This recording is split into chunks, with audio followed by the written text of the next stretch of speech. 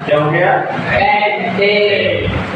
आगे देखो ब्रांच, तो ये तो हो गई नॉर्मल पेंटेन जो पहले बनाई थी, उसके बाद बनाई थी आइसोपेंटेन, और ये क्या हुआ? नियोपेंटेन। यदि हम कार्बन की चेन को तीन तरीके से दर्शा सकते हैं, स्ट्रेट, वन ब्रांच और टू ब्रांच।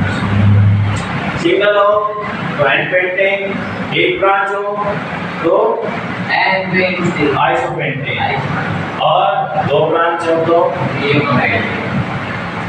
ठीक है, और वो कार्बन की संख्या तो आपको पता ही है, सिंगल कार्बन हो तो मेल, दो कार्बन हो मेल, तीन कार्बन हो तो फोर कार्बन हो ब्यूट, फाइव कार्बन हो टेन, सिक्स कार्बन हो एफ, सेवन कार्बन हो एफ, एट कार्बन हो नाइन, 10।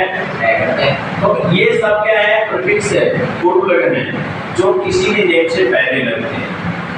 ठीक है, तो नेम से जैसे इसमें 5 कार्बन थे तो क्या बन गया? पेंट। क्या बन गया? पेंट। और इसमें सफिक्स में क्या लगेगा? अनुलग्न में क्या लगाया था मैंने? सिंगल बॉन्ड हो तो क्या लगेगा? एन। तो क्या लगाते हैं? Pent plus ane. क्या बन गया? पेंट। ये बेसिक चीजें अगर समझ में आ जाए,